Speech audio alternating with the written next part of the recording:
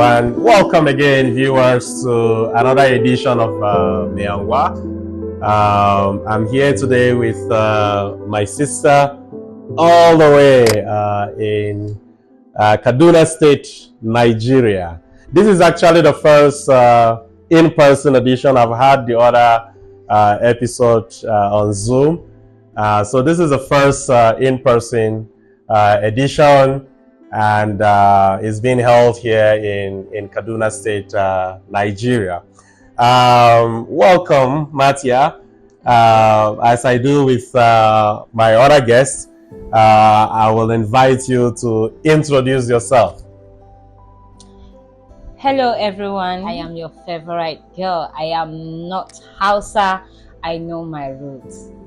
I am Matya I, an indigen of Kaduna State, southern part of Kaduna precisely.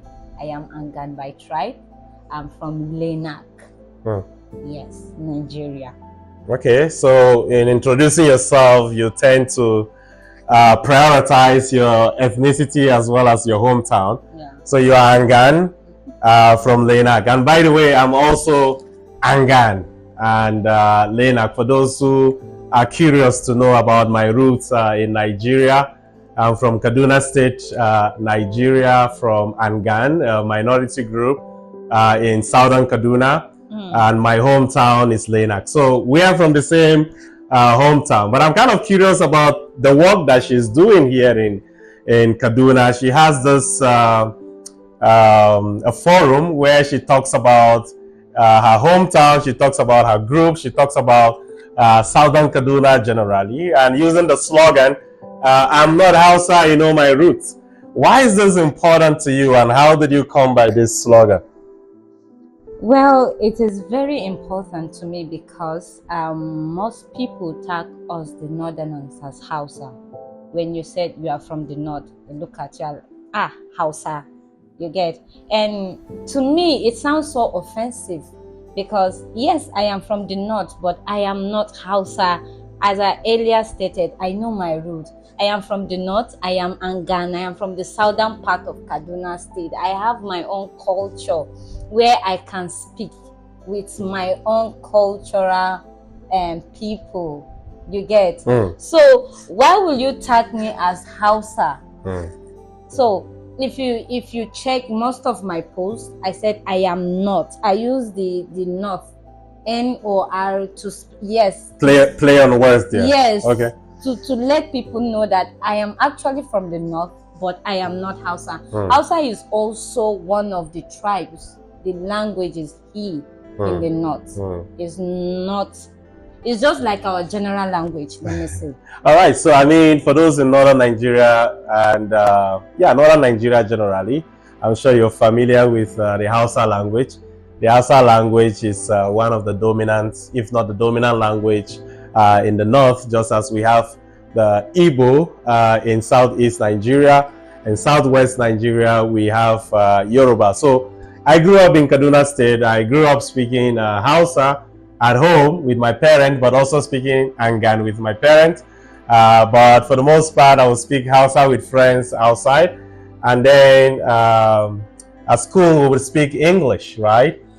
So I can speak Hausa, and I'm sure you can speak Hausa as well. But is there a sense, I know that, yes, you are trying to draw attention to this very important issue, that you are not. You are from the north, but you are not Hausa. Meaning that, look, guys, we also have other groups in the north, right? Aside Hausa, aside Fulani. And indeed, in Nigeria, sometimes we say Nigeria has more than 300 ethnic groups or more. We have minority groups that sometimes get kind of subsumed under the dominant groups in the country. And so I think it's important that we highlight this fact. Whenever I travel to other part of Nigeria, because of the way I dress sometimes, like with my cap and kaftan and all, sometimes people go like, oh, you are Hausa or you are Fulani, and I go like, no, but I'm Angan. But I can speak Hausa, and to be honest with you, I don't have any issue identifying with Hausa, because the Hausa language has enabled me, just like English to communicate with other people, to travel, to reach out, right? It has given me so many symbolisms and rituals. So in a way, I could also say I identify with the Hausa group, but at the same time, it is important that we also highlight the unknown groups that have been fighting for their right of place, for their pride of place in Nigeria. And one of those groups is Angan. So beside Angan in Kaduna, how many other groups do we have? We have about 67. 67? Yeah. Could you name at least 10? Yeah, we have the Baju. We have Adara. We have Bagi. We have Gyom. We have Kagoro. We have Atiap. And many more. Yeah. I mean, Kaduna is really a melting pot. Growing up, I went to school even with people from southern, Nigeria. We had a Yoruba classmate, Igbos from the Middle Belt as well. We had Tiv, we had Idoma, we had, Igala. But in Kaduna properly, the groups that claim to be indigenous to the land, I think those are some of the groups you mentioned. Baju, Bagi, Atiap, Kagoro, Kagoma. But I think you can also find the Bagi in Abuja, right? Yes, in Niger State as well. Yes. Yeah. Okay. All right. All right. Let's talk about the scarf. She gave me the scarf when we started. She said I had to put it on. That it represents the Angan group. And to be honest with you, I don't know much about the scarf, in as much as I'm from Angan. So maybe you can tell us a little bit about, the scarf, the colors, what they signify. It's my pleasure. Well, as you can see from the attire, we have two colors. The Angan. This is actually Angan attire.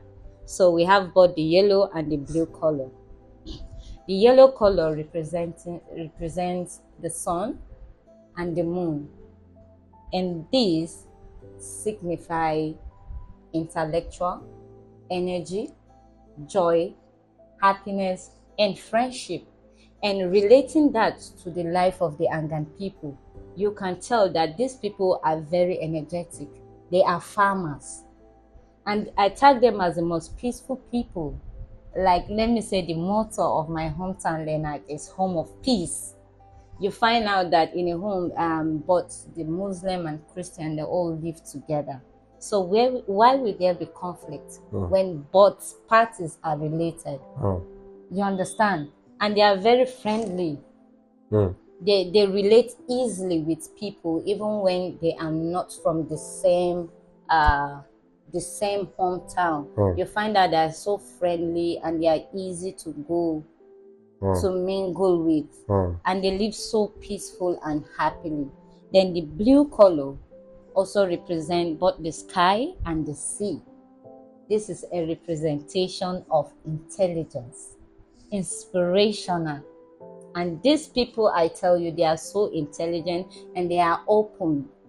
I mean, free. They are this what will I call it? Freedom. They are so free. They are so open-minded. They are loyal. They are so trustworthy. Like, you can so trust them. And with that, I would say, do not take their simplicity for cowardice as well. If not, they can also be so. Oh, yeah? Yeah. But can we also say the same of other groups in Kaduna, that they are energetic, that they are vibrant, that they are peaceful? Or is it something peculiar about the Angan people?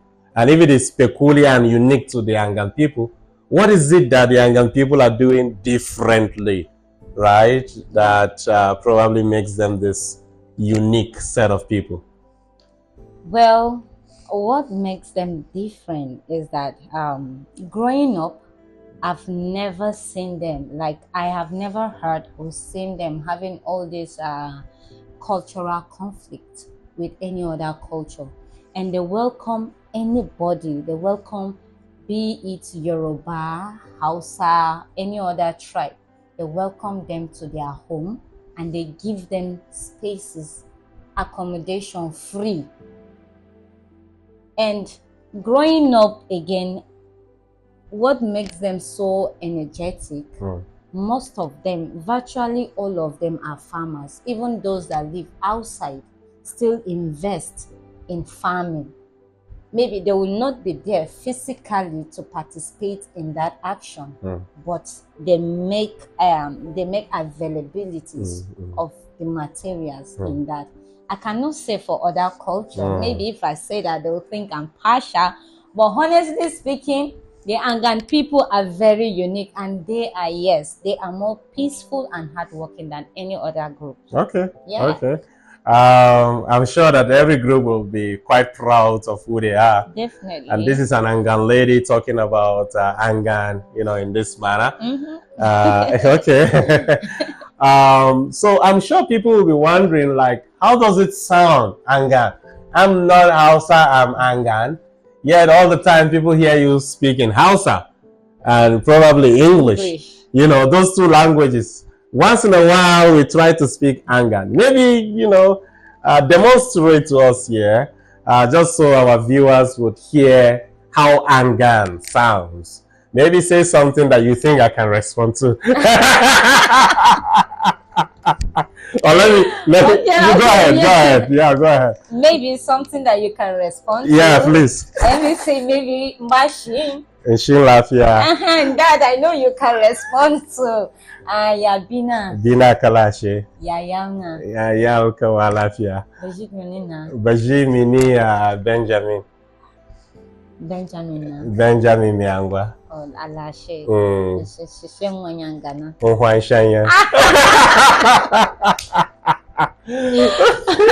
So that's just a tidbit of how the language sounds. So she was asking me how I was doing, and I said I was doing fine, and who I was, my name and my surname and all. Thank you for that. I know you could speak more, but let's leave it here for now. All right, so you are from Lenak, right? And you say that Lenak is also known as the home of peace. And I'm sure that for the obvious reasons, right? We are energetic, we are vibrant, accommodating, hospitable, friendly, and so on. So we need not say much about why Lenak is regarded as the home of peace. Now, could you describe to us, yes, I know you've already used the scarf to talk about some of the attributes of the Angan people. Maybe let's talk about food. What kind of food do we eat? A lot. Okay. A lot of delicious delicacy. All right. Yeah, some of them I'll name them in our local dialect, but maybe they have household name. Okay. Yes, most people are familiar with the common one, tuwo. Okay. Tuwo mi and karkashi. Okay. Yes, that's my favorite. Are you sure that is strictly Angan food? It's Angan food, but it's also other cultures. All right. Yes, and we have pate. Okay. Yes, we have jirchian. Jirchian. Yes. That is like the Boju people call it kunun sunswa. Kunun sunswa. Yes, okay. That's kunun pimples. Other people tag it like that. We have jakchar. Jakchar is beans. Yes.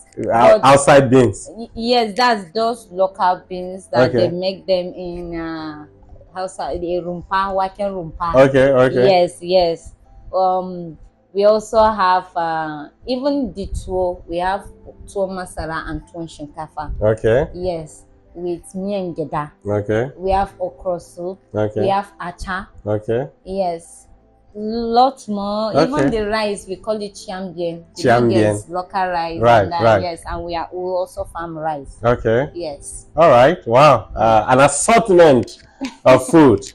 So for those who might be interested in visiting Lenak, there you have it.